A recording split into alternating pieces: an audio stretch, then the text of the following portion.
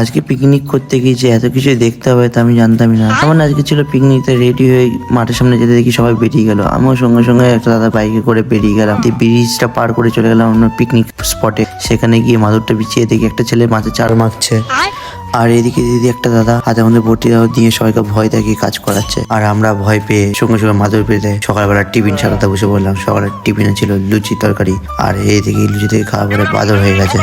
আর সবার মনে এনার্জি হয়ে গেছিল, এ বসে গেছিল তাই মাছ ছাড়াতে, আর এটা বসে গেছিল আনাজ করতে। এদের কষ্ট থেকে আমিও বসে গেলাম আনাজ ছাড়িয়ে দিতে এদের সাথে সাথে। আর সাইডে গিয়ে দেখি দুটো কুকুর একটা কুকুরকে ভালোবেসে চাচ্ছে, কারণ ও খবর দিচ্ছিল আমরা এখানে পিকনিক করছি। আর এদিকে দেখি এরা মাংস দেওয়া কমপ্লিট করছে, আর এদেরকে রান্নার ডিরেকশন দিয়ে আমি চলে গেছিলাম বেগুন চুরি করতে। বেগুন চুরি করে নিয়ে এসে দিয়েছিলাম, কারণ আমি বেগুন ভাজা খাবো। আর এদিকে আমার বেগুন সরিয়ে মাছ ভাজা আরম্ভ করে দিয়েছে, তাই আমি চলে গেলাম রাগ করে মাংসের দিকে। আর মাংস রান্না হতে এরা বলছে আমাকে খেতে দে, নাহলে আমি বাড়ি চলে যাবো। তাই আমরা বসে বললাম খেতে হবে। আর এই টাকা দেয়নি বলে একে দিয়েছিল শুধু ভাত, আর আমি টাকা দিয়েছিলাম বলে আমাকে দিয়েছিল কড়াই পনির। আমি এখন কড়াই পনির দিয়ে ভাত ছাড়াই। তোমার চ্যানেলটাকে লাইক অ্যান্ড সাবস্ক্রাইব করে দাও।